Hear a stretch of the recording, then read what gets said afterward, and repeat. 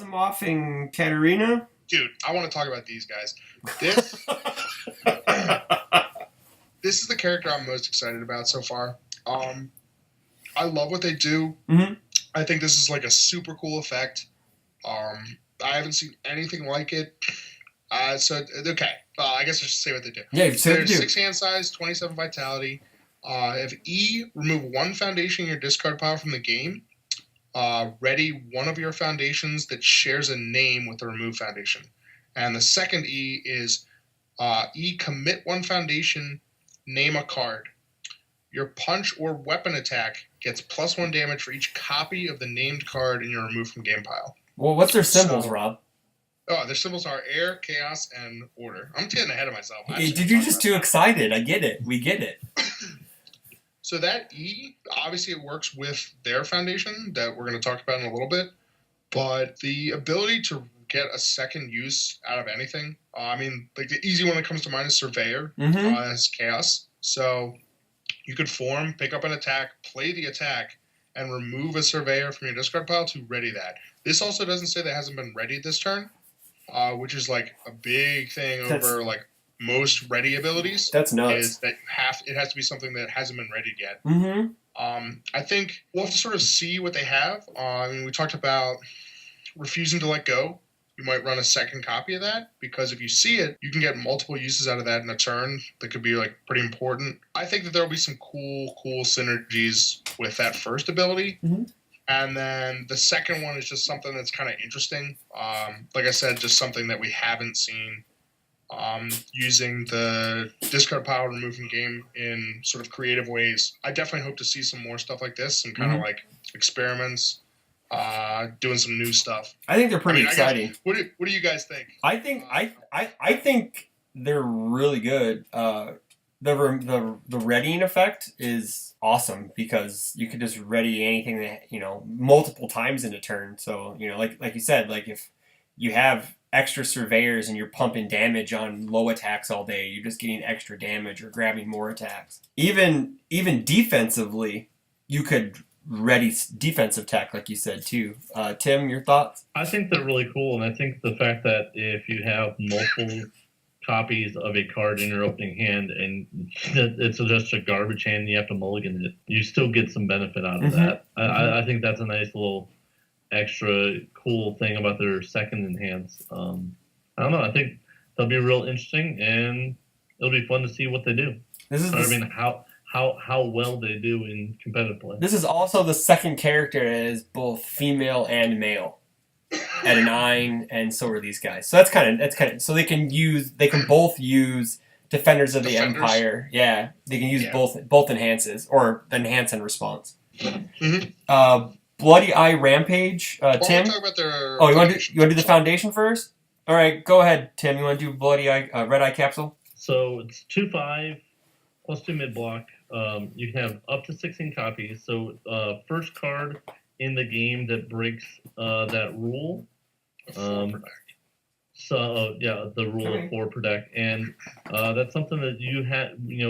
We've seen in a lot of other games that they do that. So that's real interesting that we've taken that step. Yep. So it has a response after this card is committed or readied during the enhanced step. The stack gets +1 or -1 speed. Playable while committed. Rob, let's have your thoughts. Yeah, your thoughts first, Rob. Go for it. All right. I guess this is sort of the payoff for running the character. This is sort of the card that makes their enhance make more sense.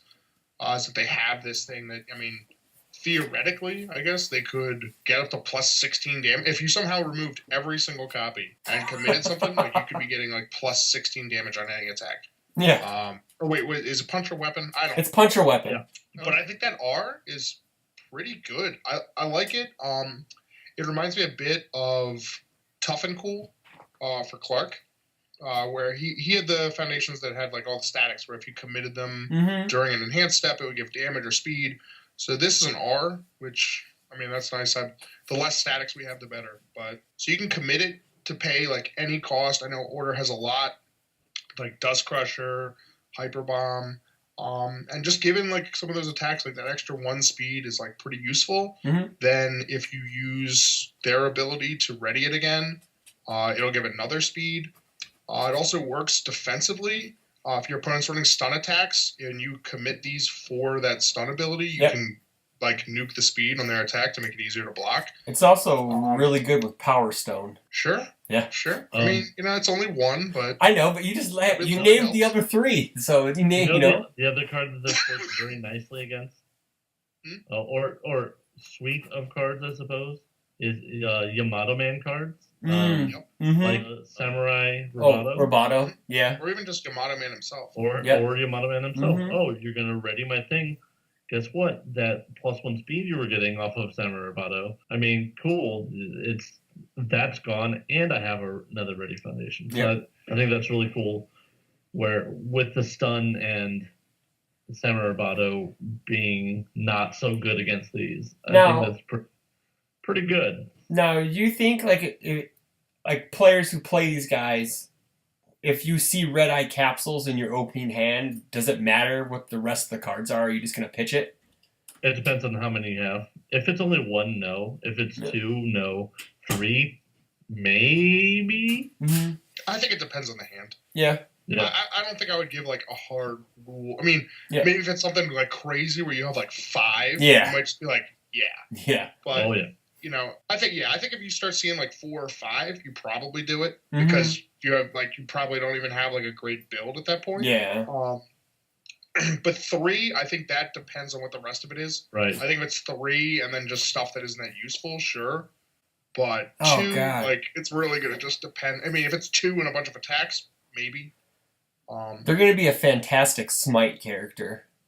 I'll tell you. That's also true. That's also true. A lot of people have been talking about this, but it jumped into my mind as well. Is that this card is going to be really nice and low. Even if you get 5 out, that's +6 speed. Yeah. That's just huge. I guess the difference is for them, you actually have to get them out. I'll be interested to see what the correct, if you will, number of red eye capsules is to run. I don't know if it's 16. I would say probably 8 to 10. I could see that. I feel like maybe that's where it'll settle, is that 10 to 12. Mm-hmm. But who knows? I mean, especially for Asimov and Katerina, because they have the ability to get rid of them at will. Yeah. So they really only need to see 1 or 2, and then they can just be readying them for the rest of the game. After they check one, because they don't even necessarily want to see that many in play. Yeah. They'd rather get them and then removed from game.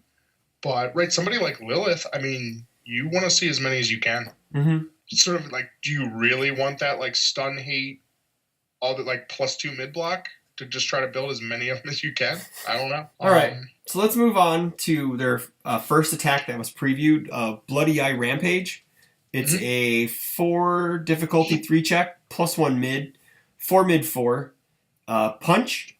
E, your next punch gets +3 damage. E, commit 1 foundation, so it works with Bloody Eye Capsule. If this attack speed is 5 or greater, draw a card.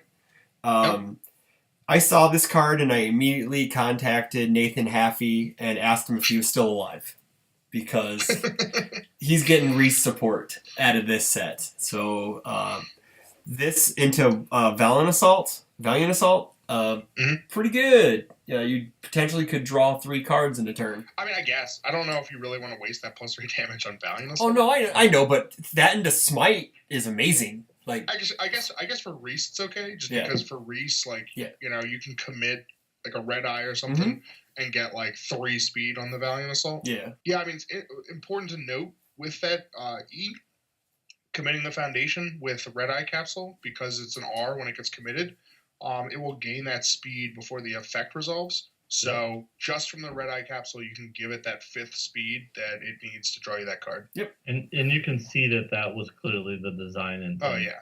Mm-hmm. Not much else. But it has I don't know why you'd ever block with it, but it has a good block. So Oh, because you want to live. Yeah. I guess so. I guess if I'm throwing like 1 billion speed and damage stuff, I guess it doesn't really matter. Whatever. I mean, you just block with it because you have a good mid block. I You guess. Just throw, Yeah. Whatever, man. Yeah. Tim, you want to do Are Asimov's you one of those Frenzy? people that Sure. doesn't block with attacks? Huh? Chris? No, I You're block one of with the those people that tax if doesn't I'm gonna block with attacks? die. Yeah, only if I'm gonna die. Yeah. No. Yeah. No. Yeah. So the next attack, Asimov's Frenzy. Mhm. 4 difficulty 3 check, +1 high block, 4 high for 5, punch, combo punch, combo E, this attack gets stun 2, and E, discard momentum, your next check to play a punch or weapon gets +2. So this is just super value attack all over. Not much else you could say about it. It's just super good. Off zone, more damage than difficulty. We're talking about Reese. This reminds me of like the first Reese. He had a lot of these attacks that were like 3 or 4 speed, 4 or 5 damage, a little bit of zone mix up. Wait, we have another We have another one that's like a low coming up. So we've had a mid, a high, a low.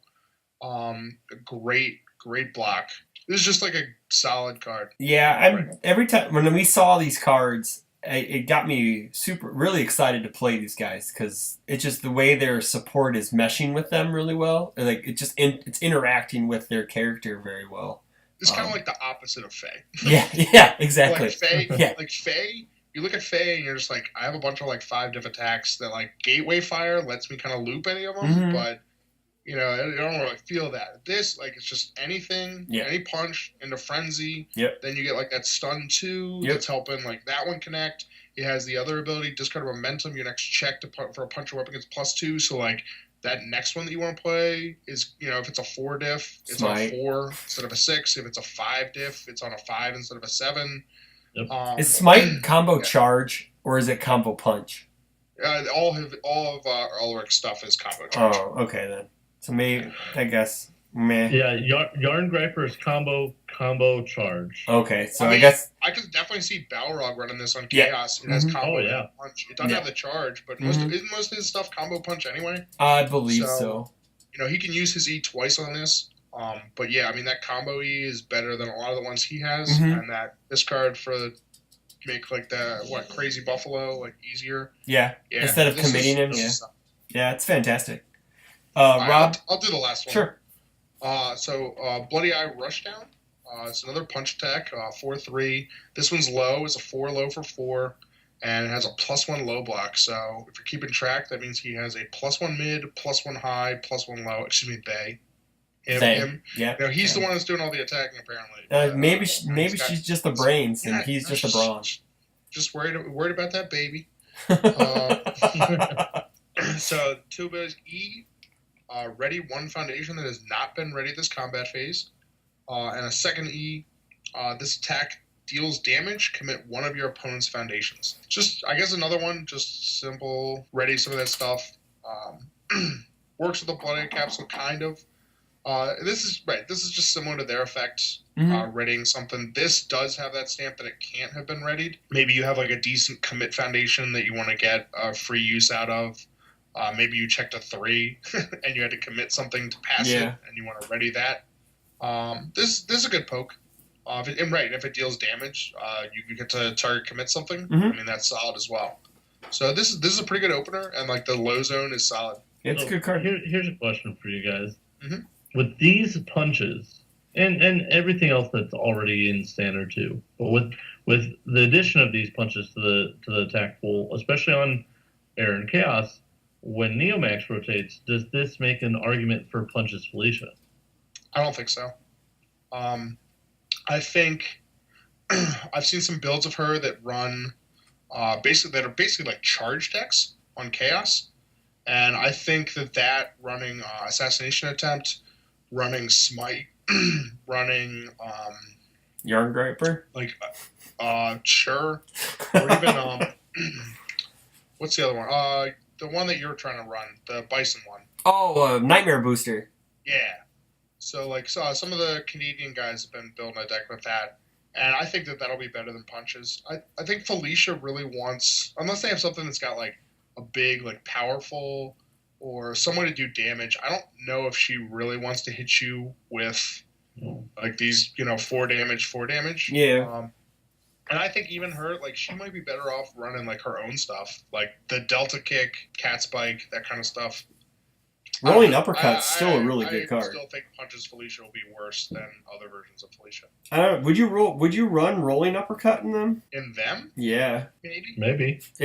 From what I've heard down the grapevine is that their rare attack actually counts the red eye capsules in your staging area. It works with their rare attack, from what I've heard. So I'm gonna guess that is going to be a weapon attack. Yeah. And it's going to be I would assume her pointing the gun. That would make sense. I don't remember that episode, so y'all have to just go on what you guys say. First episode. I know that. I started my first episode of Bebop was the church episode 6. So it's episode 5. 5, 6, whatever. Okay, Mr. Smarty Pants. Chris, do you have Hulu? Yes, I do. It's on Hulu. Oh, it is? Oh, okay. Yeah. Well, I'll see you guys in a few hours. All right, so it's the last. A few hours later, Chris has watched Cowboy Bebop. Yep, I'm an expert. He has watched one episode.